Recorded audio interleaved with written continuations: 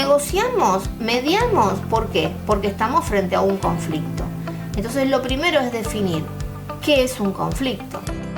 Una lucha manifiesta de voluntades entre dos o más personas interdependientes. Estas personas perciben que sus objetivos se contraponen, que los recursos con que cuentan son escasos y que el otro es un obstáculo para lograr sus metas. Bien, vamos a analizar entonces los puntos importantes de esta definición. En primer lugar, personas interdependientes. ¿Qué quiere decir esto? Habrán escuchado que la gente cuando convive tiene más posibilidades de tener conflictos, ¿verdad? ¿Por qué? Porque el conflicto se da siempre entre personas que tienen algún tipo de relación. No necesariamente un vínculo, pero sí algún tipo de relación. Si a mí me chocan el auto, yo no tengo un vínculo con la persona que me chocó el auto, pero se establece una relación porque hay un damnificado, que en este caso sería yo, y alguien que hizo el daño. Entonces hay una interdependencia. Yo no tengo conflictos, ni nadie, ninguno de nosotros tiene conflictos con personas a las que no ve nunca, con las cuales no tiene nada que ver, ningún tipo de relación. Eso es una. Pero antes de seguir con esto de la definición, quiero decirles algo. En realidad el conflicto es inherente al ser humano. Es imposible que las personas, como seres sociales que somos, como seres que vivimos en sociedad, relacionados los unos con los otros, porque no hay nadie que pueda vivir solo. Una persona sola, sí, no tendría conflictos con nadie porque estaría sola, pero se volvería loco porque las personas necesitamos vivir relacionándonos con otros, vivir en sociedad, ¿no es cierto? Entonces el conflicto es inevitable. Para no tener conflictos tendríamos que vivir como Robinson Crusoe, aislados del mundo. Eso no es posible y entonces no es la solución pensar vivir una vida sin conflictos porque eso es una utopía, no es posible. Lo que sí podemos y debemos y estamos haciendo de alguna manera es formarnos para poder resolver los conflictos de la manera más gananciosa para ambas partes. Es decir, el conflicto en sí mismo no es un karma, digamos, algo desastroso. O sea, uno puede ver el conflicto como algo dramático, pero en realidad también podemos verlo de otra manera, porque todo conflicto lo tendemos a ver las situaciones conflictivas como algo dramático, algo que no queremos.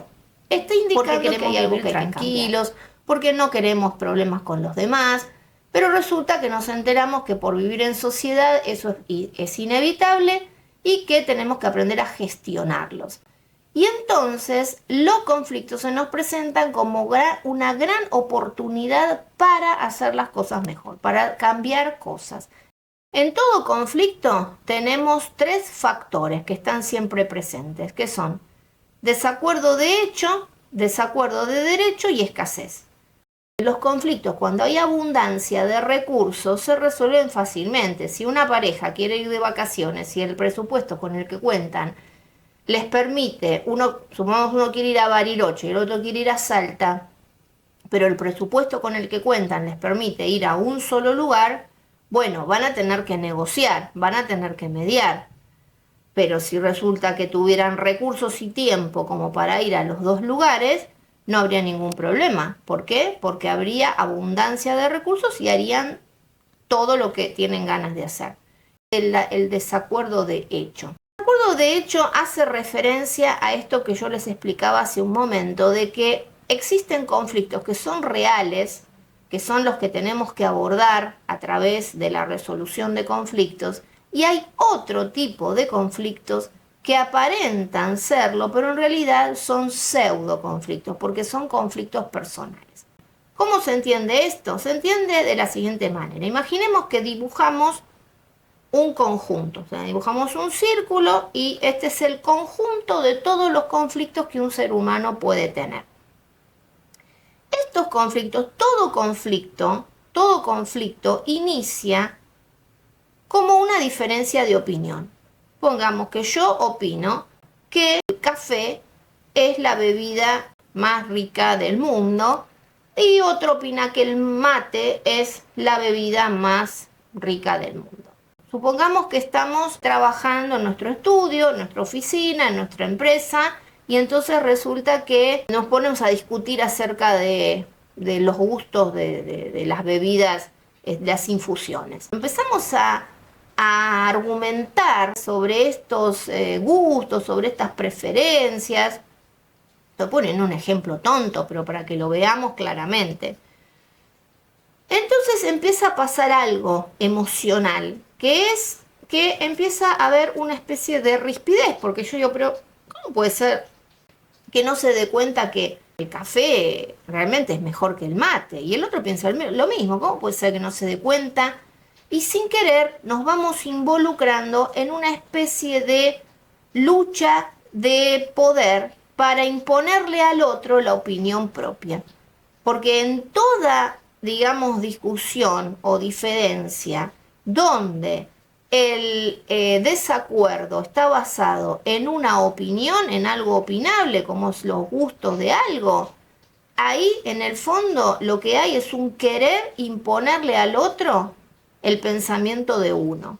Aparentemente eso es un conflicto, pero en realidad no lo es un pseudo conflicto. ¿Por qué es un pseudo conflicto? Porque no hay ninguna decisión a tomar. Es decir, si a uno le gusta más una religión y a otro le gusta otra religión, si a uno le gusta más una infusión y a otro le gusta otra infusión, no pasa nada. El tema que parece que empieza a haber rispideces es cuando las personas se empeñan en querer tener razón, luchan por tener razón, pero una razón que no lleva a ninguna toma de decisiones, porque no hay ninguna decisión a tomar. ¿Se comprende? Entonces, eso no es un conflicto, es un pseudo conflicto que esconde una lucha de poder. Eso no se puede mediar, porque esos conflictos no son para mediar, porque no hay ninguna decisión a tomar. Entonces, ahí, en esos conflictos no se resuelven, esos conflictos se disuelven. ¿Y cuál es el disolvente para disolver los pseudo conflictos basados en diferencias de opinión? Una palabrita mágica. ¿Cuál es la palabrita mágica? La aceptación de la diversidad humana. Aceptar al otro. Todos pensamos diferente, todos tenemos derecho a pensar distinto, todos tenemos razones por las cuales creemos lo que creemos, y no se trata de querer imponerle al otro lo que uno piensa, sino más bien de escuchar con respeto, escucha activa y curiosidad por qué este otro piensa lo que piensa. Quizás puede ser que al cambiar curiosidad por querer imponer algo, yo me pueda enterar de algunos argumentos que no sabía, por ejemplo, acerca del mate, que me puedan hacer revisar mi opinión primera acerca de que el café era mejor, porque quizás ahora digo, bueno, esto no lo sabía y puedo cambiar de opinión y paso a pensar a creer que el mate también es una buena opción.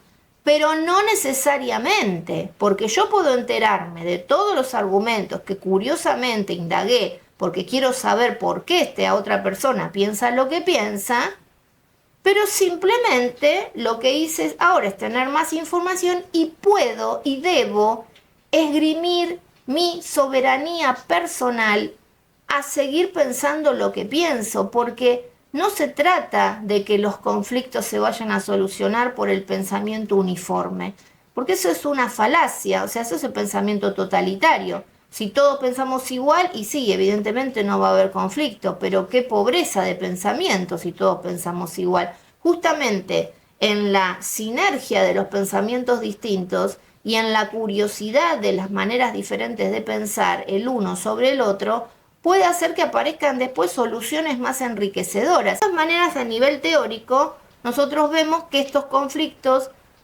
basados en diferencias de opinión son el germen de cualquier conflicto, pero no son conflictos verdaderos, dijimos, son conflictos pseudoconflictos. Ahora, este mismo pseudoconflicto puede llegar a convertirse en un conflicto real, en un conflicto que llamamos operativo, y ahí sí vamos a tener que intervenir. Pero ¿Cuándo es que algo que era un pseudo conflicto se transforma en un conflicto operativo? Bien, volvamos al mismo ejemplo, el café y el mate. Supongamos que estábamos en nuestro despacho, en nuestra oficina, en nuestro centro de mediación, y bueno, con mi compañera, mi compañero que pensaba que el mate, estuvimos discutiendo en algún momento, pero bueno, nos dimos cuenta que podíamos seguir siendo perfectamente amigos, aunque uno tomara el mate y el otro tomara café, y no había ningún problema. Pero resulta que un día nos nombran a nosotros dos responsables de los insumos de nuestro centro de mediación, y como hay escasez, o sea, no tenemos posibilidad de comprar todos los tés, todos los mates y todos los cafés, tenemos que elegir, de acuerdo a nuestro presupuesto, qué infusión vamos a tener en nuestro centro de mediación para ofrecerle a nuestros a las partes que vengan, a los clientes que nos vengan a ver. Bien, algo que era un pseudo conflicto se ha transformado en un conflicto operativo. ¿Por qué? Porque ahora sí hay que tomar una decisión. Entonces, claramente, frente a la toma de decisiones, cuando hay que decidir algo, hacer esto o aquello, y los recursos con los que contamos son escasos, vamos a tener que negociar.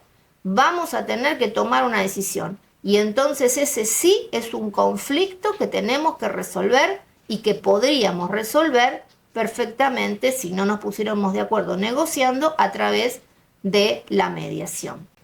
Ahora, fíjense, todo conflicto se da siempre en 3 niveles.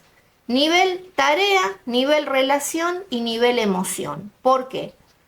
Con la tarea, porque hay algo para decidir, en este caso comprar el café, pero el café o el mate, pero estas personas tienen una relación, en este caso una relación de trabajo, y esa diferencia, vimos que partía de una diferencia de opinión, y las diferencias de opinión generan emociones, porque para poder resolver un conflicto win-win, fundamentalmente hay que tener competencias emocionales, si no todo esto es prácticamente imposible de llevar a la práctica si no hay dominio de las emociones, si no hay manejo de las emociones, ¿no es cierto? Bien, ahora bien, los conflictos pueden ser de diferentes tipos. Los conflictos pueden ser funcionales, disfuncionales, latentes y manifiestos. En los conflictos funcionales, ambas partes aprenden algo.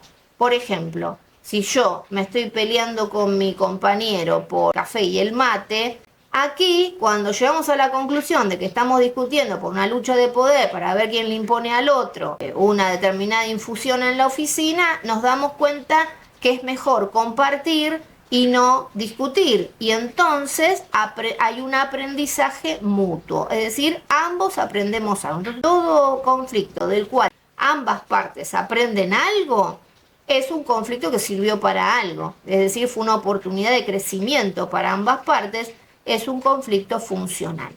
Pero no todos los conflictos son funcionales, lamentablemente. Los conflictos disfuncionales son los que afectan la relación de las partes de una forma tan severa que no hay vuelta atrás. Por ejemplo, Juanita estuvo trabajando todo el día y llega a su casa cansada y se encuentra a su marido que está muy acaramelado, dándole abrazos y besos a su vecina en su propia casa. Bueno, producto de lo cual la relación le pide el divorcio, la relación se rompe y no hay vuelta atrás, ¿no es cierto? Bueno, eso es un conflicto disfuncional porque afectó severamente la relación de las partes. Otro tipo de conflictos es el latente. El latente es cuando ninguna de las partes es consciente de que con su accionar está afectando los intereses del otro, es decir, está haciendo cosas que está molestando al otro o está generando una rispidez, un conflicto, pero todavía no se enteró la otra parte, todavía no está, digamos, manifiesto. Entonces está ahí como incubándose, se está incubando. Viene a continuación que es el manifiesto, es decir, Cuando ya el conflicto durante un tiempo estuvo incubándose, llega un momento en que se manifiesta, llega un momento en que ya es evidente y explota. Entonces ahí ya tenemos conflicto manifiesto. ¿Cuáles son las respuestas que podemos dar a los conflictos? Frente a los conflictos, las respuestas que podemos darle a los conflictos son varias. Una es muy psicológica y no viene a cuento porque no la vamos, digamos, a abordar, pero es importante saber que hay gente que niega las cosas, ¿no? Entonces, la negación es una manera de enfrentarse a los conflictos. Y puede ser que haya personas que nosotros citamos a mediación y nieguen todo, pero eso ya estaría más para el lado de la psicología, pero de todas maneras, como mediadores tenemos herramientas, ¿no es cierto?, de la psicología, sobre todo psicología cognitiva y sistémica, como para abordarlo. Es más dificultoso y serían casos para comediar con un psicólogo. Pero hay que saber que la negación es una manera de enfrentar el conflicto. Ahora, las que realmente vamos a ver y podemos, digamos, abordar son, por ejemplo, evitar. Evitar es una forma de enfrentarse a los conflictos, aunque parezca que no, evasiva, digamos, es eludir. El evitar no es negar, porque la negación es no ver. La negación es como ir ciego. Pero el evitar, sí veo que hay un problema, sí veo el conflicto, pero decido no enfrentarlo, decido no abordarlo, decido no hacer nada para solucionarlo. Las personas que resuelven los conflictos con esta metodología tienen la secreta ilusión de que las cosas, los problemas, los conflictos se van a resolver solos. O sea, de una especie de pensamiento mágico. Algo va a pasar que va a solucionar las cosas. Bueno, en los conflictos los pensamientos mágicos no sirven, porque para resolver, si hay un conflicto operativo, ya sabemos la diferencia, ¿verdad? Conflicto, pseudo conflicto, diferencia de opiniones, conflicto real, conflicto operativo. Hay que tomar una decisión. Entonces, si estamos frente a una toma de decisiones, no hacer nada, lo único que va a hacer es ahondar el conflicto. Sería como barrer la tierra abajo de la alfombra.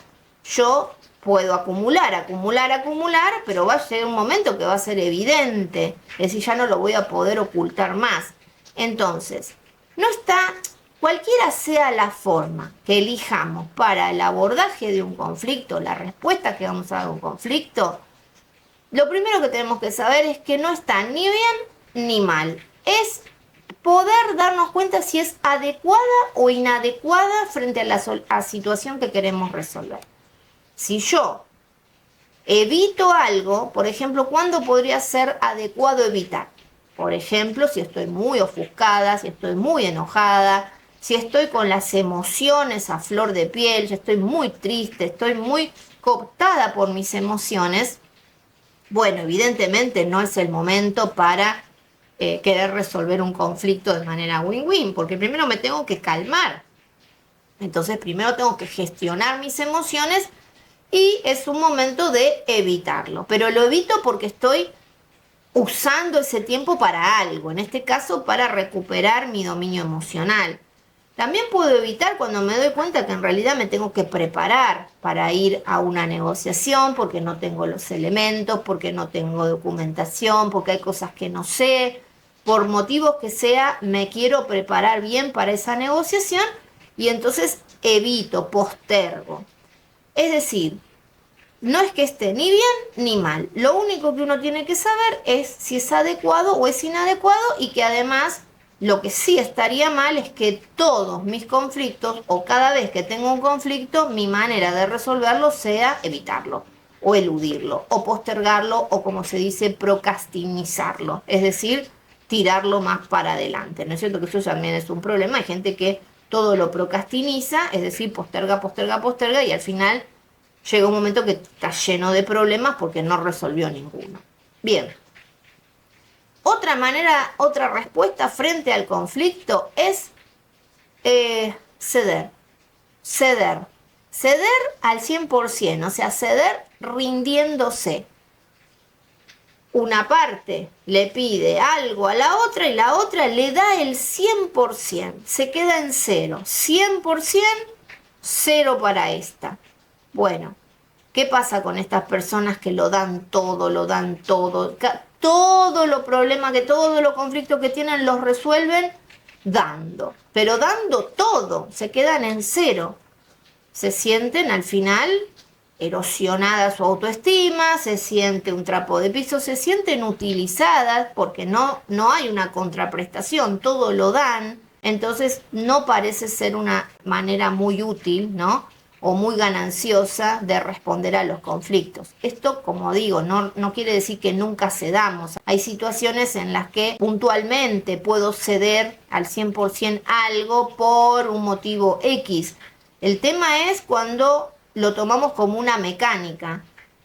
También acá hay un pensamiento mágico oculto, y ese pensamiento mágico del que resuelve todo cediendo es el pensamiento de que, bueno, si yo te doy todo, vos me vas a dejar de exigir. Si yo, por ejemplo, los padres, los hijos adolescentes, o los niños, hoy por hoy también los niños son muy exigentes, entonces el padre, para sacárselo de encima al hijo, para que, bueno, estar un poco más tranquilo, le pide una tablet, le da la tablet, pero o sea, al rato se cansa, le pide la computadora, le da la computadora, le pide, no sé, jueguito X, le da el jueguito X, y así sucesivamente, porque no hay límite. Es decir, esto de que si yo te doy todo hoy, vos vas a dejar de exigirme, no funciona, funciona al revés. En realidad la ley es al revés.